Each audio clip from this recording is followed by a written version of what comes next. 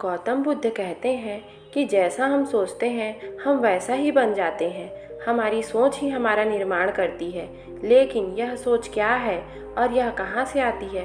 क्या आपने कभी सोचा है कि आप अपनी सोच का निर्माण करते हैं या आपकी सोच आपका निर्माण करती है? वास्तव में हम सब जीवन भर सोचने का काम करते हैं और यही काम हमें बिना सोचे समझे करते हैं। क्या आप कभी सोच समझकर सोचने का काम करते हैं? नहीं, आपकी सोच सदा ही चलते रहती है। आपको भी यह पता ही नहीं होता कि आप क्या सोच रहे हैं। और जैसा अभी आप देखें कि आप क्या सोच रहे हैं, अगर आप ध्यान देंगे तो आप अपनी इस समय की आखिरी सोच को पकड़ पाएंगे।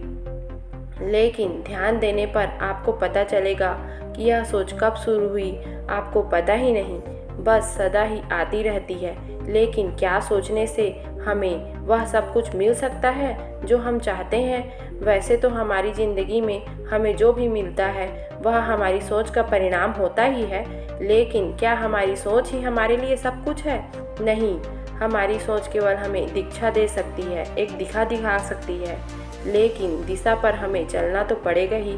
और अगर एक बार हम चल पड़े तो हम अपने सोच के अनुरूप वह रास्ता तय कर लेते हैं। सच तो यही है कि हमारी सोच ही हमारा निर्माण करती है, जिसका हमें पता भी नहीं है।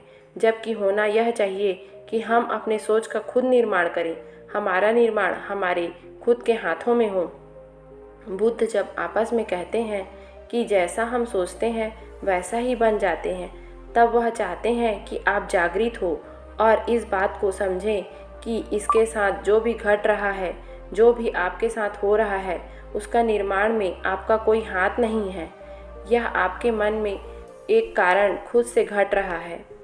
आप जागृत हों और अपने मन को नियंत्रित करें, अपनी सोच को बदलें और अपना खुद का निर्माण करें। अगर मैं आपसे कहूँ कि यह दुनिया सुखी है, लेकिन इसके लिए यह दुनिया कैसी होनी चाहिए, तब आप क्या कहेंगे? यही सवाल मैंने एक व्यक्ति से पूछा कि इस दुनिया को सुखी होने के लिए कैसा होना चाहिए। तब उस व्यक्ति ने कहा, इस दुनिया में सुख होना चाहिए, हर जगह सुखी होने चाहिए, हर लोग सुख रहना चाहिए और यह दुनिया स्वर्ग जैसे होना चाहिए। तब मैंने उससे कहा कि तुम इसके आगे जाकर सोचो कि इससे बेहतर क्या हो सकता है, स्वर्ग से भी बेहतर क्या हो सकता है। और उसने सोचने की कोशिश की, उसने अपने सोच के दायरे को बढ़ाने की कोशिश की, परंतु उसने कहा कि यहाँ पर एक दीवार है, उसके पार मैं नहीं जा पा रहा हूँ, इससे ज़्यादा अच्छा मैं नहीं सोच पा रहा हूँ। तो यह हमारी सोच है, जो उतना ही सोच सकता है जितना कि उसने इस दुनिया को समझा और देखा। उसके बाहर वह नहीं सोच सकता। तो इसलिए इस सोच को आप अपने ऊपर निर्भर कैसे करेंगे, इसके लिए गौतम बुद्ध एक कहानी सुनाते हैं अपने शिष्यों को। तो आइए चलिए दोस्तों उस कहानी को सुनते हैं, शायद हम भी अपना सोच को और अपने सोच के दायरे को आगे बढ़ा पाएँ। तो दोस्तों, एक ऊंचे पहाड़ी स्थान पर एक गुरु का आश्रम था, लेकिन उनका कोई शिष्य नहीं था। जब भी कोई उनका शिष्य बनने के लिए आता, वह उसकी परीक्षा ले लेते और उनकी परीक्षा में भी अभी तक कोई भी सफल नहीं हुआ। ऐसे ही एक युवा उन गुरु के पास उनकी महिमा सुनकर उनके पास पहुँचे। उन गुरु का शिष्य बनने की चाहत में वह गुरु के पास पहुँचे और वहाँ पहुँचकर अपने गुरु से कहा, हे गुरुदेव, मैं बहुत दूर से आया हूँ, कृपया कर आप मुझे अपना शिष्य स्वीकार कर लें। गुरु ने कहा, तुम मेरे शिष्य क्यों बनना चाहते हो? तो शिष्य ने कहा, मैं आपकी सेवा करना चाहता हूँ गुरुदेव। गुरु ने कहा, मैं अपनी सेवा स्वयं कर सकता हूँ, मुझे तुम्हारी आवश्यकता नहीं है। शिष्य गुरु के चरणों में गिर गया और बोला, हे गुरुदेव, मुझे अपना शिष्य बना ले, मैं आपसे ही ज्ञान प्राप्त करना चाहता हूँ। गुरु ने कहा, ठीक है, लेकिन मैं अज्ञानी को ही अपना गुरु बना सकता हूँ, क्या तुम अज्ञानी हो? शिष्य ने थोड़ा सोचा और बोला, जी गुरुदेव, मैं पूर्ण अज्ञानी हूँ। गुरु के चेहरे पर एक मंद मुस्कान आ गई और वह बोले, क्या किसी अज्ञानी को यह पता हो सकता है कि वह ज्ञानी है? और जिसे पता होता है कि वह अज्ञानी है, क्या वह वास्तव में अज्ञानी हो सकता है? क्योंकि यहाँ तो सभी अपना अपना ज्ञान बिखेरते रहते हैं। शिष्य चुप रहा, उसने कुछ नहीं कहा। गुरु ने कहा, ठीक है, अगर तुम मेरी परीक्षा में उत्तीर्ण रहे तो मैं तुम्हें अपना शिष्य अवश्य बना लूँगा। आज से तुम मेरे साथ रहोगे।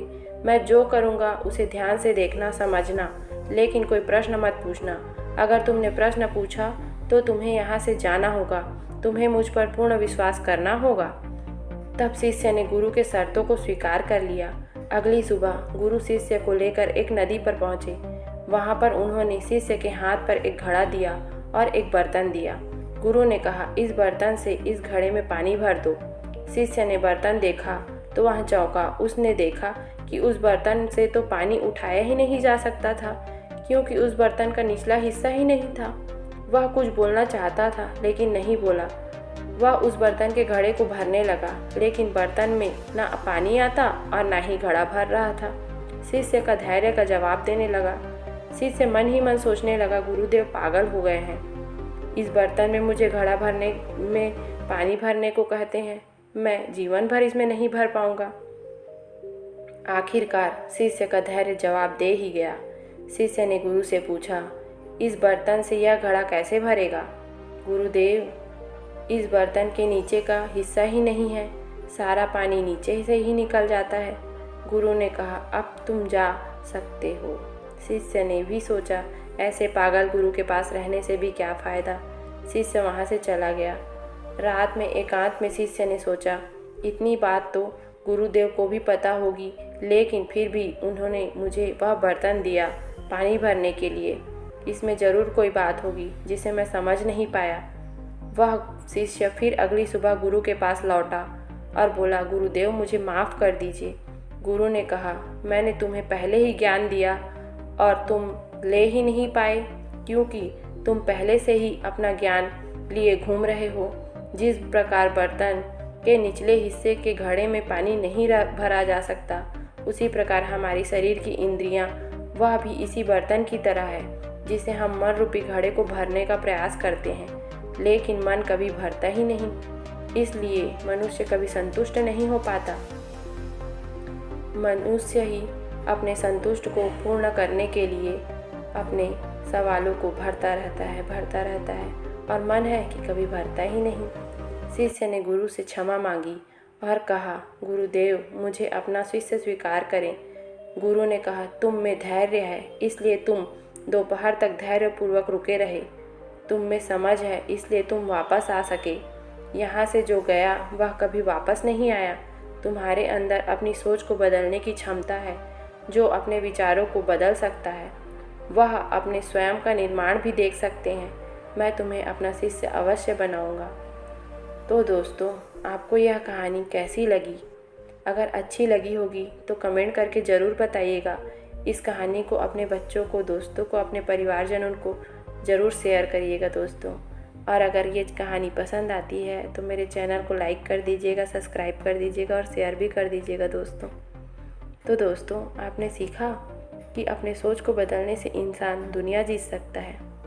तो दोस्तों, अपनी सोच को बदलिए।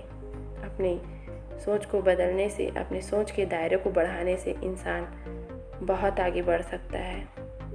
तो दोस्तों, फिर मिलते हैं एक नई कहानी के साथ। धन्यवाद दोस्तों।